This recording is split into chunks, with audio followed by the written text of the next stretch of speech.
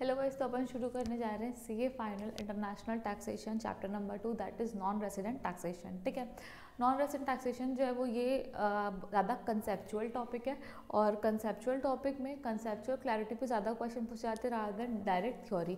तो इस चैप्टर को आपको प्रिपेयर करते टाइम आपको चीज़ ध्यान रखनी है कि आपके सारे कॉन्सेप्ट क्लियर हो और ये जो आपका कॉन्सेप्ट चार्ट बुक है ये आपकी हेल्प करेगा इसको क्लियर करने में। ठीक है, वो चैप्टर जो है जैसे कि हमने 3 पार्ट में डिवाइड करके रखा है। फर्स्ट पार्ट जो है वो बेसिकली दो सेक्शन में डिवाइडेड है।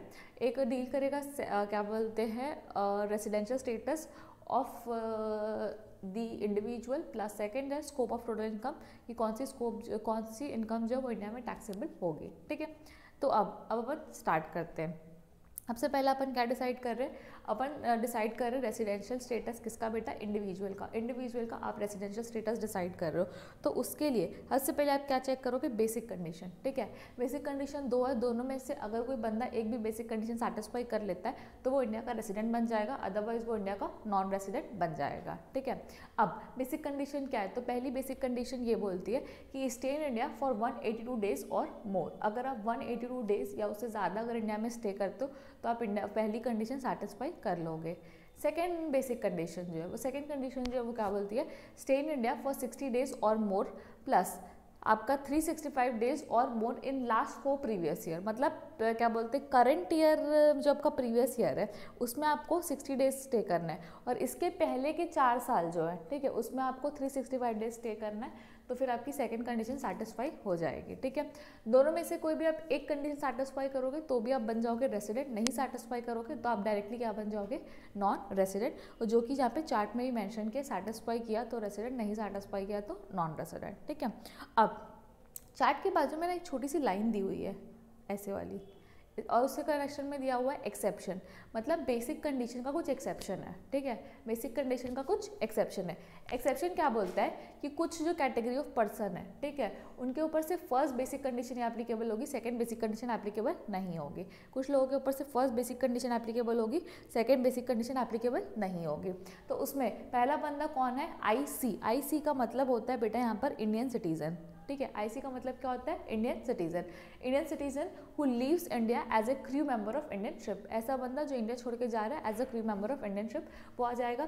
फिर सेकंड में आपका क्या आएगा, IC Indian citizen who leaves India for the purpose of employment outside India. ऐसा बंदा जो इंडिया में एम्प्लॉयमेंट के पर्पज से इंडिया के बाहर जा रहा है तो वो सेकंड वाले केस में आ जाएगा। पहला बंदा crew member of Indian ship, second is जो एम्प्लॉयमेंट के लिए इंडिया के बाहर जा रहा है। ठीक है, तो ये दोनों के लिए तो सिर्फ फर्स्ट बेसिक कंडीशन ही है। अब थर्ड पर्सन कौन सा है, तो इंडियन सिटीजन और person of Indian origin who visit India will become the resident of India. मतलब कोई या तो इंडियन सिटीजन है या पर्सन ऑफ इंडियन ओरिजिन है जो इंडिया विजिट कर रहा है और वो हमेशा इंडिया का रेसिडेंट बन जाएगा इफ़ टोटल इनकम, उसकी टोटल इनकम है अगर अप टू 15 लाख है, टोटल इनकम जो है वो अप टू 15 लाख है तो उसके ऊपर तो फर्स्ट बेसिक कंडीशन एप्लीकेबल होगी। और फर्स्ट बेसिक कंडीशन एप्लीकेबल हो इसका मतलब क्या हो गया कि फर्स्ट और सेकंड कंडीशन से मैच कर रहा है। मतलब 3 केसेस ऐसे होंगे जिसमें से फर्स्ट बेसिक कंडीशन एप्लीकेबल होगी, crew member, employment outside India और विजिट फॉर इंडिया। बट अब ये वाली कैटेगरी में क्या बोलता है कि यहाँ पर्सन तो सेम है बट उसकी जो इनकम है वो 15 लाख से ऊपर है। अगर अब कोई बंदा है जिसकी इंडिया से इनकम 15 लाख से ज़्यादा है, मतलब इंडिया के हिसाब से तो वह अमीर बंदा है। ठीक है, इंडिया में से वो 15 लाख रुपए से ऊपर कमा रहा है और उसको अपन ऐसे ही छोड़ देंगे या बिना कुछ कंडीशन डाले, मतलब कोई कंडीशन नहीं डालेंगे उसको फंसाने के इंडिया में, नहीं, ऐसा नहीं हो सकता। अब अपने को क्या करना है, यहाँ के लोग तो गरीब है, जो बाहर के लोग हैं जो यहाँ से पैसा कमा रहे हैं उसको अपन कोशिश करेंगे इनकम स्लैब में लाके कि हम उसको टैक्स लगा सकें। ठीक है, तो पहली कंडीशन तो 182 डेज वाली सेम रखी।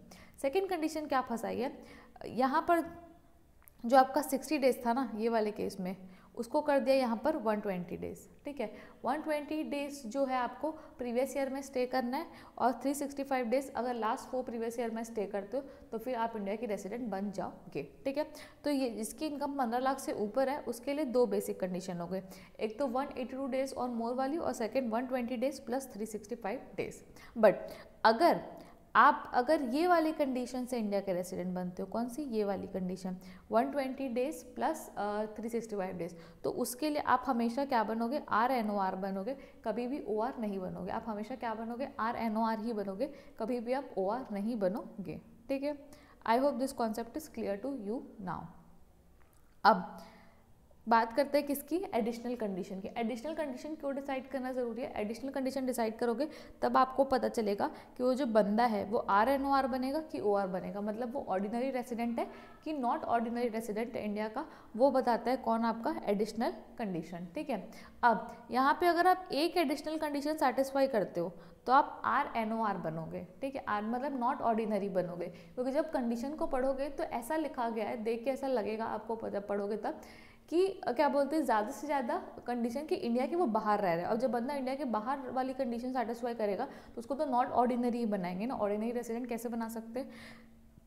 तो इसीलिए यहाँ पर ऐसा बंदा जो इंडिया के बाहर क्या बोलते हैं एक बेसिक एडिशनल कंडीशन भी सेटिस्फाई कर लेगा तो वो RNOR बन जाएगा। ठीक है, और अगर उसने 2 सेटिस्फाई करी तो भी RNOR, 3 करी तो भी, और चारों सेटिस्फाई कर ली तो भी RNOR। तो OR कब बनेगा, जब चारों सेटिस्फाई नहीं करेगा तब वो OR बनेगा। ठीक है, अब चारों सेटिस्फाई नहीं करेगा तब वो क्या बन जाएगा, OR बन जाएगा। अब कंडीशन में सबसे पहली कंडीशन क्या बोलती है, 10 साल में 9 साल आपको क्या रहना है, प्रीवियस ईयर में नॉन रेसिडेंट रहना है। ठीक है, 10 साल में 9 साल नॉन रेसिडेंट रहना है, ये पहली कंडीशन है। दूसरी कंडीशन है पिछले 7 सालों में आपको 729 डेज और लेस, पिछले 7 सालों में आपको 729 डेज और लेस इंडिया में स्टे करना है, लेस इंडिया में स्टे करना है तो फिर आप बच जाओगे।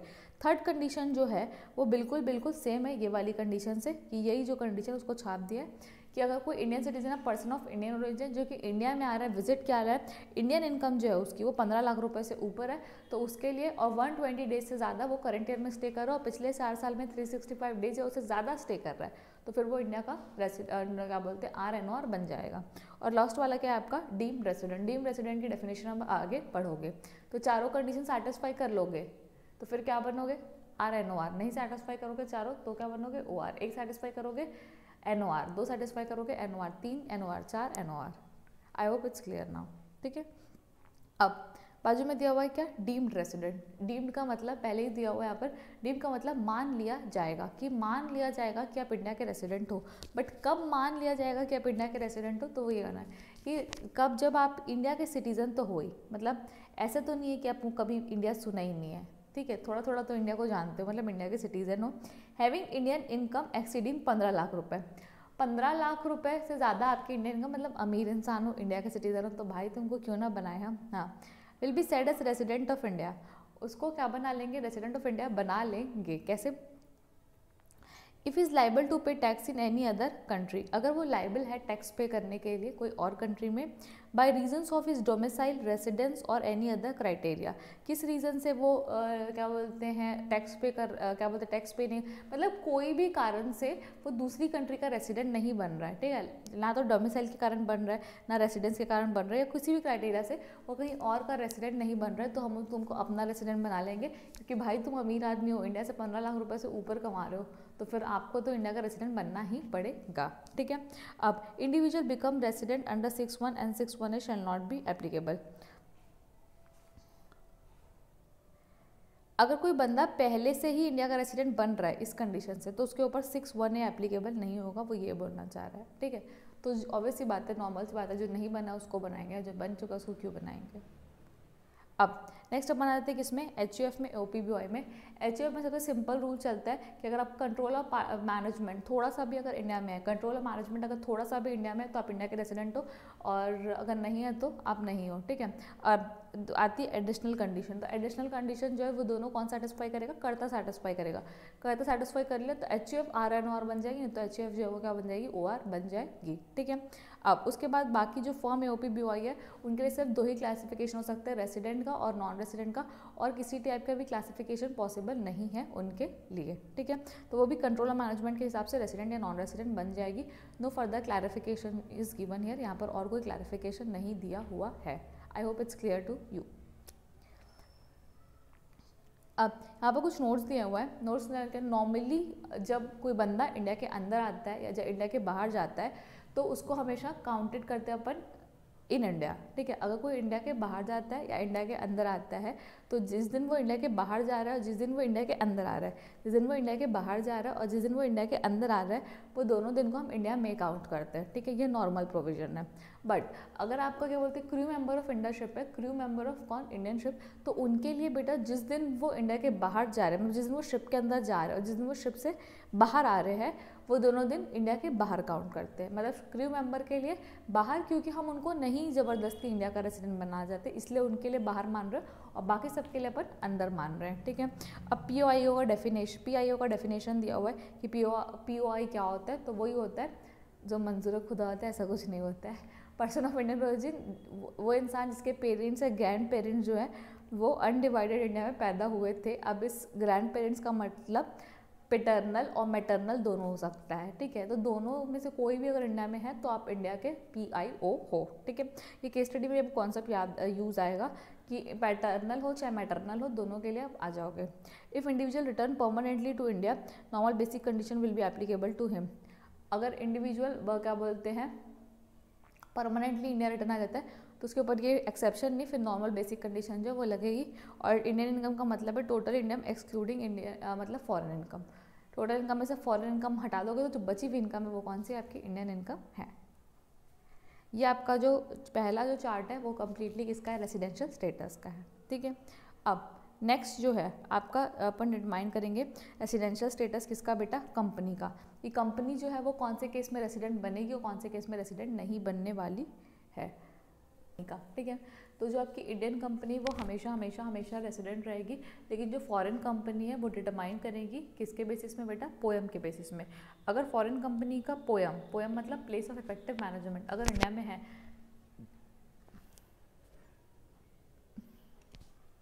अगर फॉरेन कंपनी का पोएम जो है वो इंडिया में है तो वो इंडिया के रेसिडेंट है, अदरवाइज वो नहीं है। अब आपका डिटर्मिनेशन ऑफ पोएम में सबसे पहले जो एप्लीकेबिलिटी कंडीशन बोला है वो ग्रॉस रिसीव बोला है 50 करोड़ से ऊपर। मतलब पोएम जो है वो छोटी मोटी कंपनीज के ऊपर गरीब लोगों के लिए नहीं है, गरीब लोगों को इंडिया का रेसिडेंट बनाना ही नहीं है, ठीक है। सीधा सीधा दिमाग में डालो कि गरीब लोगों को रेसिडेंट नहीं बनाना है, तो इसलिए हर जगह टर्नओवर और मनी लिमिट डाली गई है कि इतना पैसा है तो हम तुमको अपना रिश्तेदार बनाएंगे। भाई सब जगह ऐसे ही चलता है, ठीक है। पैसे वालों को अपन रिश्तेदार बनाते हैं, बाकी लोगों को नहीं बनाते हैं। तो यही वाला केस है कि टर्नओवर और ग्रॉसिटी अगर 50 करोड़ से ऊपर है, 50 करोड़ या उससे ऊपर है, 50 करोड़ या उससे ऊपर है, 50 करोड़ से ऊपर है, सॉरी 50 करोड़ से ऊपर है, तो फिर आपका क्या हो जाएगा, तो फिर वहाँ पे आप क्या बोलते हैं पोएम का आपका वो लग जाएगा। जैसे ही आप पोएम डिटरमाइन करोगे तो प्रोसेस क्या है पोएम डिटरमाइन करने का, उससे पहले आपको चेक करना है क्या बेटा, ABOI टेस्ट, ठीक है। पहला आप क्या टेस्ट करोगे, ABI टेस्ट चेक करोगे। ABI active business outside India, क्या आपका एक्टिव बिजनेस इंडिया के बाहर है कि इंडिया के अंदर है, ठीक है। अब क्या बोलते हैं आपने ABOI टेस्ट जो है वो कैसे करते हैं, तो ABOI टेस्ट के यहाँ पे 4 कंडीशन दी हुई, चारों कंडीशन सेटिस्फाई कर लोगे तो आपका ABOI टेस्ट फुलफिल हो जाएगा। मतलब यहाँ पे आपको ऑल कंडीशन सेटिस्फाई करनी है, ठीक है। यहाँ पे आपको ऑल कंडीशन सेटिस्फाई करनी है। अब पैसिव इनकम जो है वो आपकी वो क्या बोलते हैं, less than 50% of total income. Passive income जो है वो 50% टोटल इनकम की 50% या उससे लेस होनी चाहिए, 50% से ही लेस होनी चाहिए, less than 50% of total income. फिर सेकंड बात करते हैं टोटल एसेट, तो इंडिया में जो एसेट है वो 50% से कम होना चाहिए टोटल एसेट के। अब बात करते हैं एम्प्लॉयज़ की, तो एम्प्लॉयज़ जो है वो इंडिया में वो कम होना चाहिए टोटल क्या बोलते हैं एम्प्लॉयज़ के 50% से कम होना चाहिए इंडिया में। और अगर पेरोल एक्सपेंसेस जो अपन एम्प्लॉयज़ को पे कर रहे हैं इंडिया में वो भी 50% से कम होना चाहिए of the total payroll expenditure, ठीक है। और जो बची इसकी पैसिव इनकम 50% से कम, टोटल एसेट, एम्प्लॉय और जो होता है आपका पेरोल एक्सपेंडिचर, ये चारों चीज़ें जो है वो 50% से कम होनी चाहिए इंडिया के अंदर, ठीक है। अब पैसिव इनकम का मतलब क्या होता है, तो पैसिव इनकम का एक तो जनरल मीनिंग होता है जो आपको ऑलरेडी पहले से पता है, दैट इज रॉयल्टी हो गया, इंटरेस्ट हो गया, मतलब कि साइड इनकम, ठीक है। कैपिटल गेन हो गया, डिविडेंड हो गया, चाहे वो आपको क्या बोलते हैं एसोसिएट एंटरप्राइज से मिला हो या नहीं मिला हो, ये पैसिव इनकम के अंदर आते हैं, ठीक है। उसके बाद second income from transaction where purchase and sale is from associate enterprise, मतलब आपने एसोसिएट से परचेज किया और यहाँ पे एसोसिएट को सेल कर रहे हो, तो दोनों तो मतलब अपनी रिलेटेड पार्टी से परचेज करके रिलेटेड पार्टी को ही सेल कर रहे हो, तो वहाँ पे भी जो आपकी इनकम जनरेट होगी वो पैसिव इनकम है, वो एक्टिव इनकम नहीं है। तो पैसिव इनकम जो है वो ऐसे काउंट करते हैं अपन।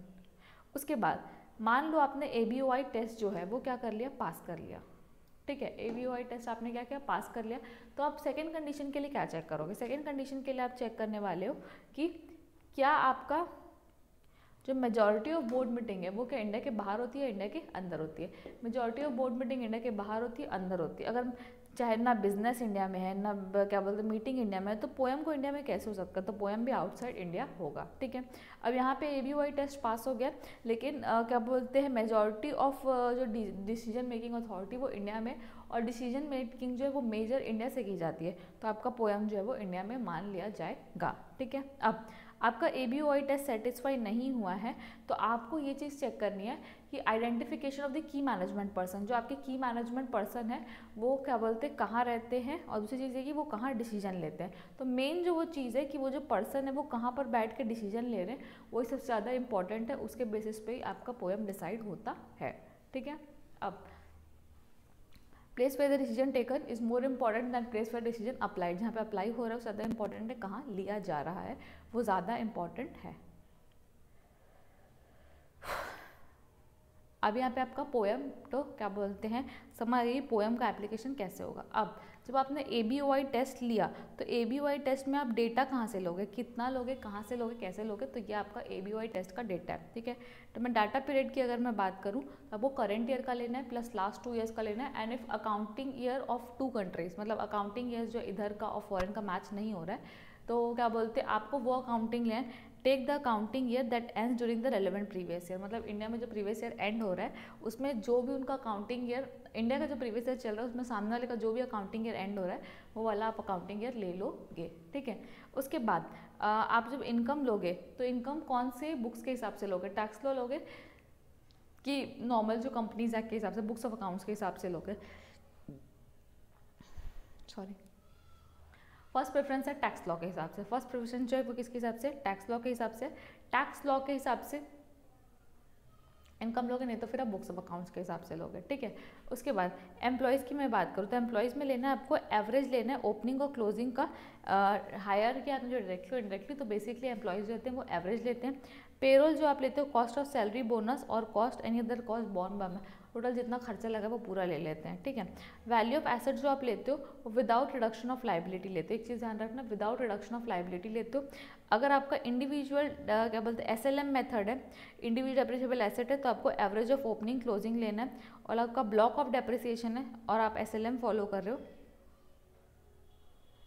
तो भी आपको एवरेज ऑफ ओपनिंग और क्लोजिंग वैल्यू ही देना है, चाहे आप ब्लॉक ऑफ डेप्रिसिएशन फॉलो करो चाहे आप ये फॉलो करो, आपको ओपनिंग और क्लोजिंग ही लेना है। यहाँ पर ब्लॉक ऑफ डेप्रिसिएशन WDV आएगा, हाँ ये WDV ही आएगा, WDV SLM दोनों में आपको ओपनिंग एवरेज ओपनिंग और क्लोजिंग वैल्यू ऑफ एसेट लेना है, ठीक है। और value as per books of accounts, और कोई भी अदर है तो आपको बुक्स ऑफ अकाउंट्स की वैल्यू लेनी, चीज़ आपको ध्यान रखनी है, बुक्स अकाउंट्स में जो वैल्यू है वही आप लोगे, ठीक है।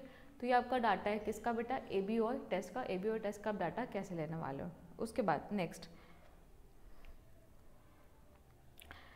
Transition mechanism. ट्रांजिशन मैकेनिज्म जो है वो कब एप्लीकेबल होता है, जब कंपनी जो है वो फर्स्ट टाइम इंडिया के रेजिडेंट बन जाती है। मतलब कंपनी अगर फर्स्ट टाइम इंडिया के रेजिडेंट बन रही है तो उसके ऊपर प्रोविजन जो है वो कैसे एप्लीकेबल होंगे, क्या क्या चीज़ें होंगी वो आपको समझ आएगा किसके अंदर, ट्रांजिशन मैकेनिज्म के अंदर। अब सबसे पहले क्या है, आप क्या डिटरमाइन करोगे, opening determination of opening WDV, ठीक है। तो ओपनिंग WDV डिटरमाइन करने के लिए पहले आप चेक करोगे कि फॉरेन कंपनी में क्या बोलते हैं टैक्स लगता है कि नहीं लगता है, फॉरेन कंपनी में वो फॉरेन कंट्री में उस कंपनी को टैक्स लगा है कि नहीं लगा है, ठीक है।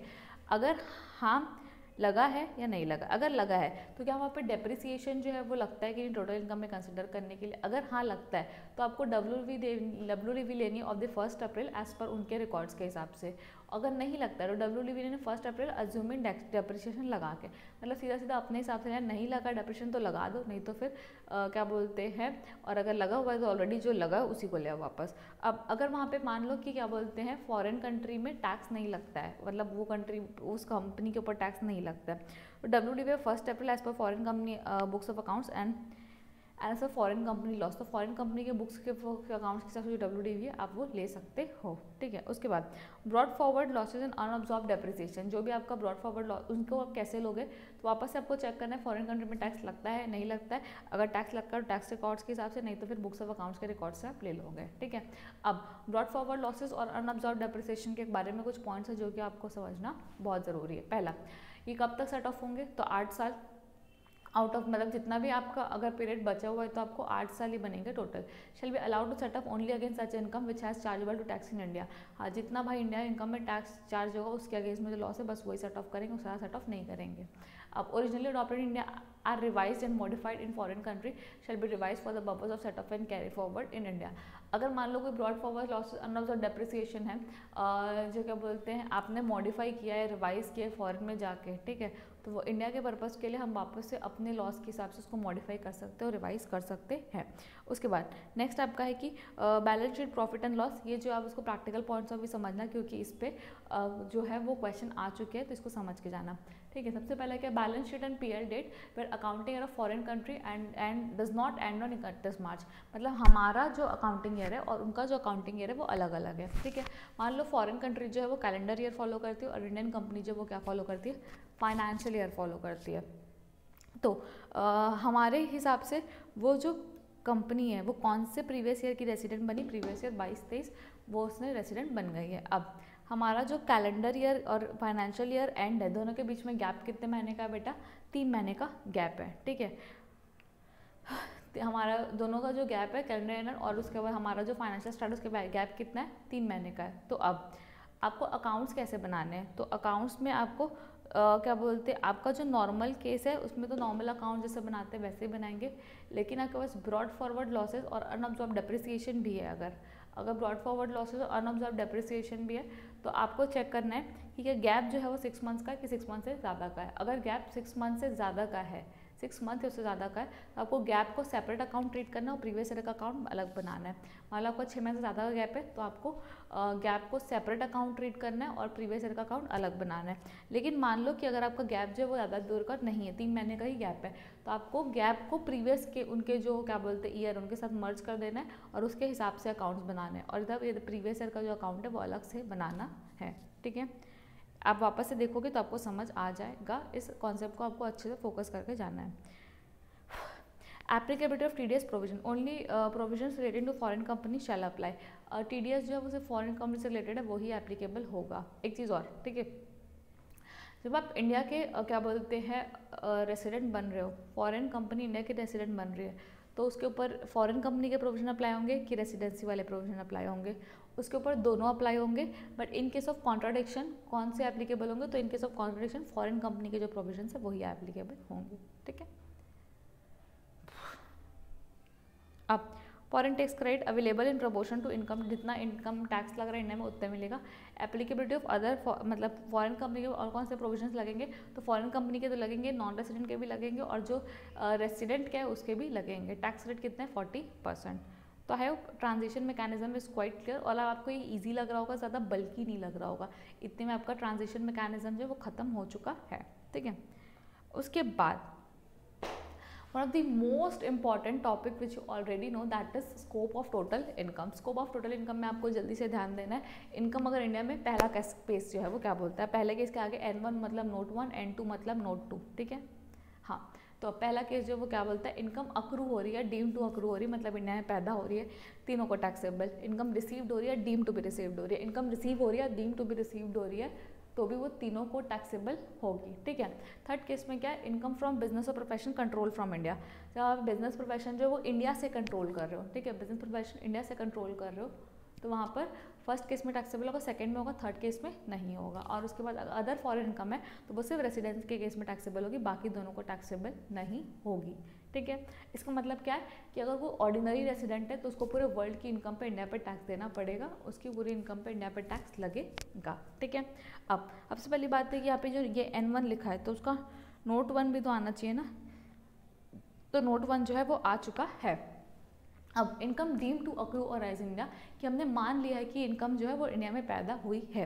अब से पहला केस जो है वो क्या है, इनकम अक्रूइंग और अराइजिंग आउटसाइड इंडिया डायरेक्टली और इनडायरेक्टली थ्रू और फ्रॉम, मतलब डायरेक्टली इनडायरेक्टली थ्रू और फ्रॉम वो इंडिया में अक्रू अराइज हो रही है। कैसे,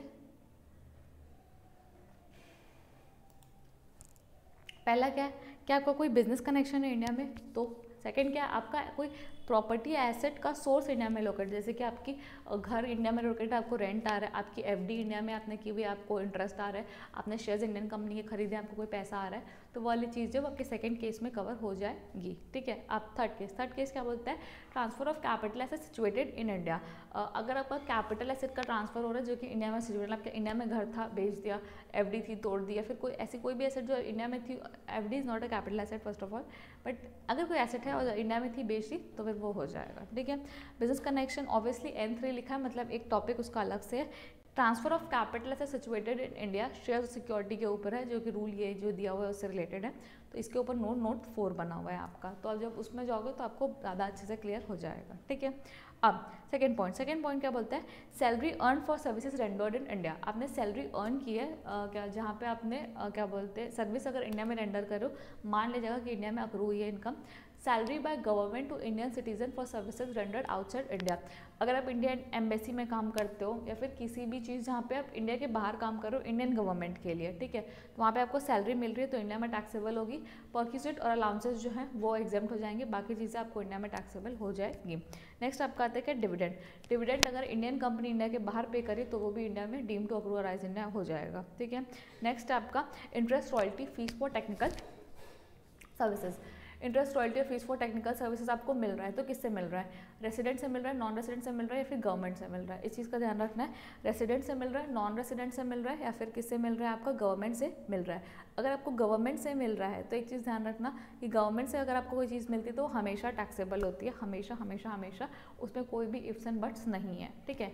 बट क्या बोलते हैं, अगर आपको रेसिडेंट या नॉन रेसिडेंट से मिल रहा है, अगर आपको रेसिडेंट या फिर क्या बोलते हैं नॉन रेसिडेंट से मिल रहा है, तो आपको एक चीज़ सोचना है कि क्या जिस सर्विसेज के लिए मेरे को पैसा मिल रहा है वो सर्विस क्या इंडिया के बिजनेस के लिए यूज़ हुई है।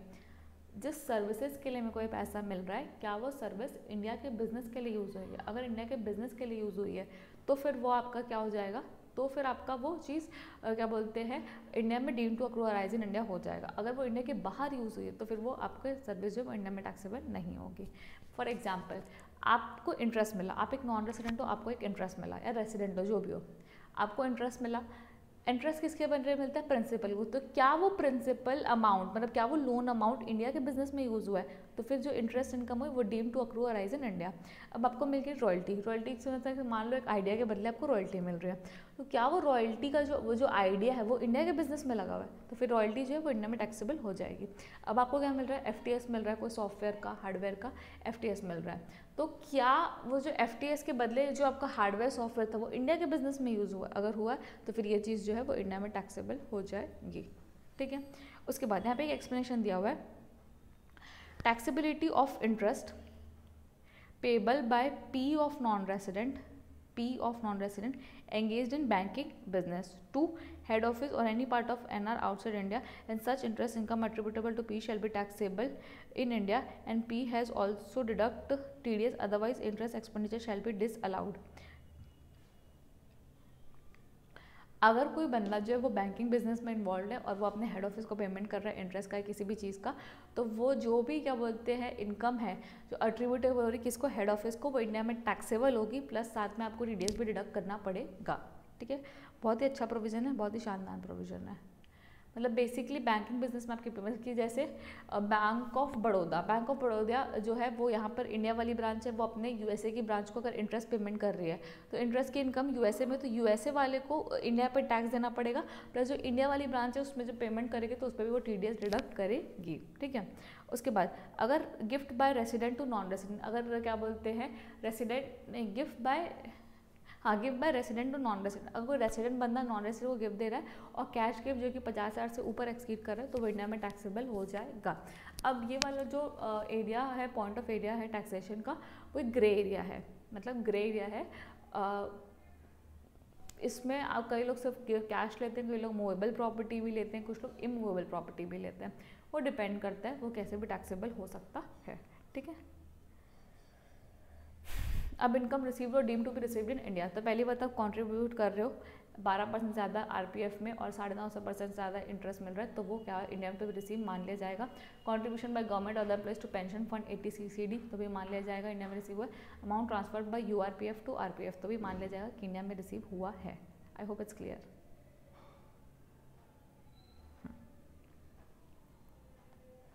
अब जो आपने यहाँ पर नोट 3 पढ़ा था ना, बिजनेस कनेक्शन क्या होता है, तो ये जो बिजनेस कनेक्शन है उसको ऑलरेडी एक चार्ट जो है वो आपके लिए रेडी है कि बिजनेस कनेक्शन क्या होता है. Now you will understand what is business connection. It's not that easy as you were thinking. ठीक है, बिजनेस कनेक्शन वैसे ईजी है, पता ज़्यादा कोई टफ नहीं है. हाँ, बड़ा जरूर है टॉपिक, लेकिन ईजी है, कोई खास बहुत बड़ी बात नहीं है. ठीक है,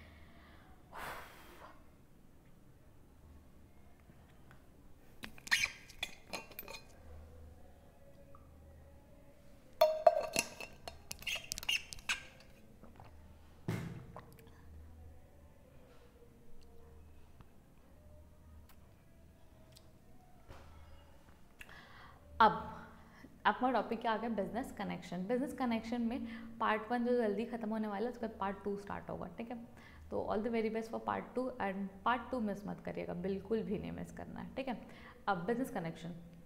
बिजनेस कनेक्शन में सबसे पहले यहाँ पे कह दिया डेफिनेशन कि बिजनेस कनेक्शन कब माना जाएगा, तो जो भी एजेंट है उसके पास क्या होना चाहिए बेटा, अथॉरिटी होनी चाहिए. Must have an authority which is habitually exercise in India. जो इंडिया में वो हैबिचुअली एक्सरसाइज कर रहा है to conclude contract on behalf of non resident के बिहाफ में वो इंडिया में कॉन्ट्रैक्ट कर रहा है. ठीक है, अब जो कॉन्ट्रैक्ट कर रहा है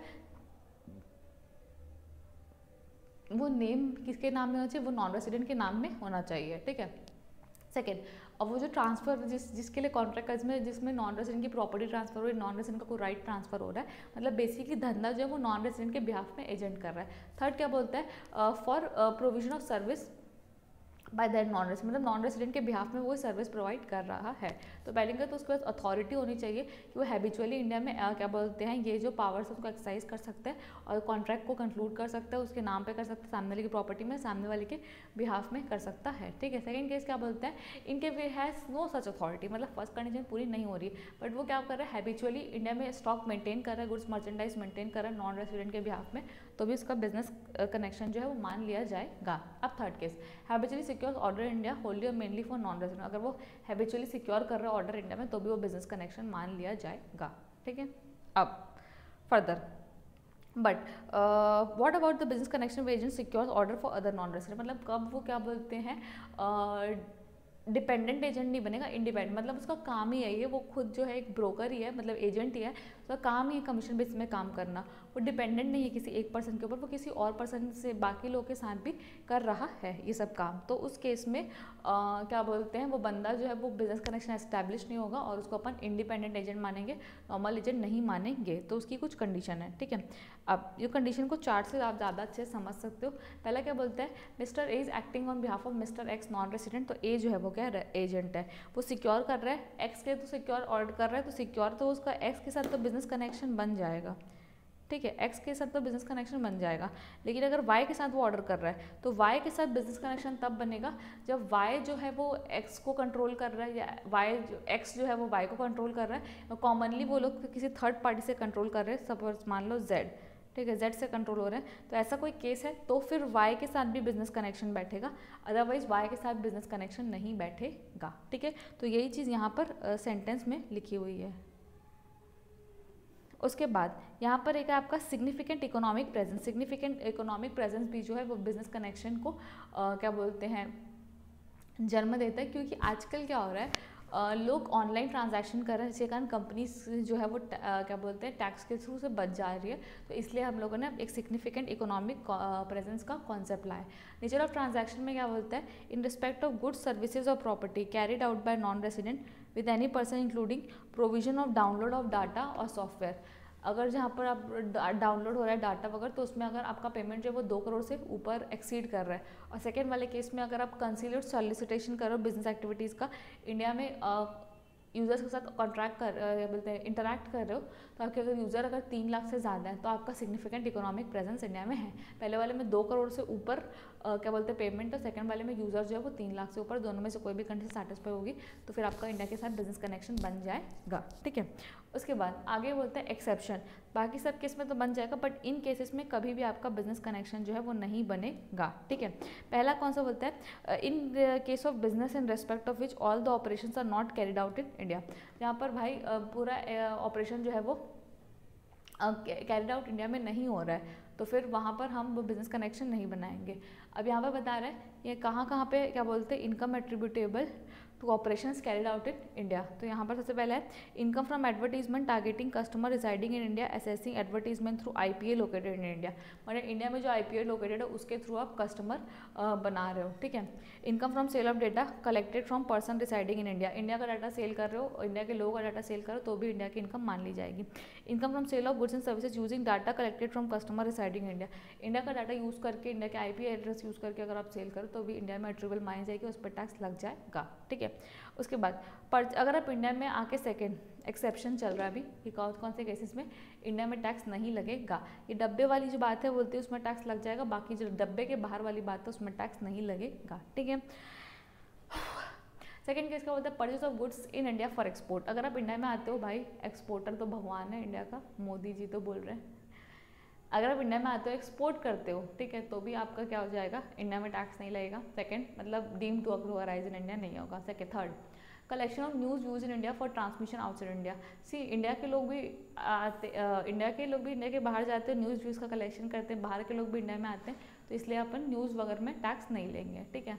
फोर्थ पॉइंट क्या बोलता है shooting of cinematographic film in India, अगर आप क्या बोलते हैं सिनेमाटोग्राफिक फिल्म इंडिया में शूट करो तो कंडीशन ये है कि उसके अंदर इंडिविजुअल जो है वो सिटीजन नहीं होना चाहिए इंडिया का, अगर कोई पार्टनरशिप फॉर्म आ रही है शूट करने के लिए तो वहाँ पे कोई भी पार्टनर इंडिया का सिटीजन नहीं होना चाहिए, रेसिडेंट भी नहीं होना चाहिए, अगर कोई कंपनी आ रही है तो कोई शेयर होल्डर जो है वो इंडिया का सिटीजन या रेसिडेंट नहीं होना चाहिए। कंडीशन सेटिस्फाई होगी तो income not deem to accrue arise in India, otherwise income deem to accrue arise in India, ठीक है। फिफ्थ जो पॉइंट है वो क्या बोलता है आपका activities confined to display of rough diamond in SNZ, special notified zone में अगर आप ये रफ डायमंड डिस्प्ले करने की जो क्या बोलते हैं एक्टिविटीज़ को कर रहे हो तो उस केस में not deem to accrue arise in India. Six point क्या बोलता है presence of eligible fund manager India do not constitute business connection of such eligible investment fund, अगर उसकी कंडीशन सेटिस्फाई हो जाती है तो आप एलिजिबल फंड मैनेजर भी इंडिया में टैक्स नहीं लगेगा, अदरवाइज लग जाएगा। I hope you got it very easy, आपको कॉन्सेप्ट जो है वो ईजिली अब रिकॉल हो रहे होंगे और आपको ईजी याद हो रहा होगा, ठीक है। उसके बाद income from transfer of capital से situated in India, point number 4 मतलब कि यहाँ पर अपन ये वाला जो था ना ट्रांसफर ऑफ कैपिटल से सिचुएटेड इन इंडिया, तो ये वाले केस का भी अपन क्या पढ़ रहे हैं नोट, ये इंपॉर्टेंट है, ये एग्जाम में आता है पूछ रहा है, ठीक है। सबसे पहला है कि डेफिनेशन कब अपन मान लीजिएगा कि कैपिटल एसेट इंडिया में सिचुएटेड है, तो पहला केस क्या है शेयर और interest in foreign company shall derive, जो फॉरेन कंपनी के शेयर है वो अपनी इंडिया में वैल्यू डिराइव करेंगे, कब डिराइव करेंगे जब वे वैल्यू ऑफ इंडियन एसेट जो है उनकी कंपनी में वो 10 करोड़ से ऊपर की वैल्यू के और represent at least 50% of asset owned in by the company in India, मतलब एक तो आपकी जो इंडियन एसेट है उसकी वैल्यू 10 करोड़ से ऊपर है, सेकेंड आपकी जो टोटल एसेट का जो कंसिडरेशन में 50% से ज़्यादा तो इंडिया में एसेट है, तो उस केस में आपका मान लिया जाएगा कि आपका कैपिटल एसेट इंडिया में सिचुएटेड है, ट्रांसफर करोगे टैक्स लग जाएगा, ठीक है। सेकंड कैपिटल गेन भी deem to accrue arise in India, चाहे mobile immobile registered sale India में हो बाहर हो, पेमेंट इंडिया में मिले बाहर मिले कोई मतलब नहीं, इंडिया में टैक्स लेंगे मतलब ये इन लोगों का, ठीक है। Exclusion from capital situated in India, अब कैपिटल सिचुएटेड इन इंडिया में अगर आप इसको पढ़ोगे तो सीधा सीधा एक तो ये चीज़ मेन यही बोलेगी कि फॉरेन पोर्टफोलियो इन्वेस्टर जो है वो जो फंड होता है इन्वेस्टमेंट फंड के थ्रू आप अगर इंडिया में इन्वेस्ट करो तो वहाँ पे इंडिया में टैक्स नहीं लगेगा, और अगर डायरेक्टली आप इन्वेस्ट करो तो उस पर टैक्स लग जाएगा, ठीक है।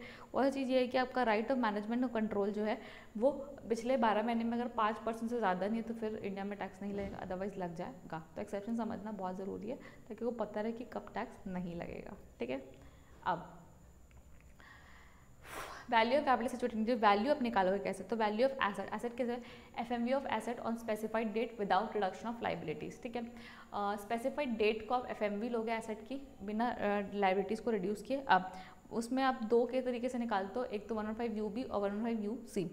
अब 115 यूबी का जो वैल्यूएशन है मैंने किसी भी केस स्टडीज़ के अंदर नहीं देखा है अभी तक, ठीक है।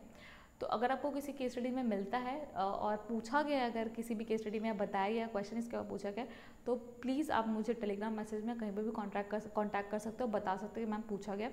अभी तक मैंने जितनी केस स्टडीज़ देखी उसमें नहीं पूछा गया, तो 115 यूबी इज़ लाइक दिया रहता है इसकी वैल्यू क्वेश्चन में, बट यूसी जो होता है वो आपको निकालना पड़ता है, तो यूसी का कैलकुलेशन अपन इसके बाद सीखेंगे नीचे, ठीक है।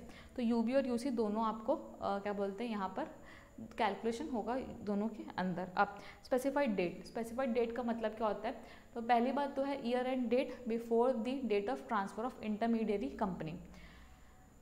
इंटरमीडिएरी कंपनी मतलब जो कंपनी बिक रही है एक्चुअल में उस कंपनी, तो वो जिस साल में बिक रही है उस साल के पहले का जो ईयर एंड है वो, और मान लो जिस दिन वो बिक रही है और जो ईयर एंड है उसके बीच में अगर वैल्यूज में 15% से ज़्यादा का फ़र्क है, इधर 15% बढ़ गई वैल्यू, तो जो ये डेट ऑफ ट्रांसफ़र की जो वैल्यू है उसी को अपन स्पेसिफाइड डेट ले लेंगे, ठीक है। उसके बाद अकाउंटिंग पीरियड 12 महीने से ज़्यादा का होता है, बस, ठीक है। अब मेन इंपॉर्टेंट जो आपका है कि value of capitalization situated in India, आपको इस एग्जांपल के थ्रू समझना है कि कैपिटलाइजेशन सिचुएटेड इन इंडिया का कैलकुलेशन कैसे होगा, ठीक है। सबसे पहले कहानी शुरू होती है बेटा किससे, ऑरेंज लिमिटेड से। ऑरेंज लिमिटेड एक कंपनी जो कि ट्रांसफरर कंपनी है, ठीक है। अब ऑरेंज लिमिटेड की एक सब्सिडरी जिसका नाम है ग्रेप्स लिमिटेड, ठीक है। अब ये जो कंपनी है ये इंडिया में नहीं है, ये सिंगापुर में है,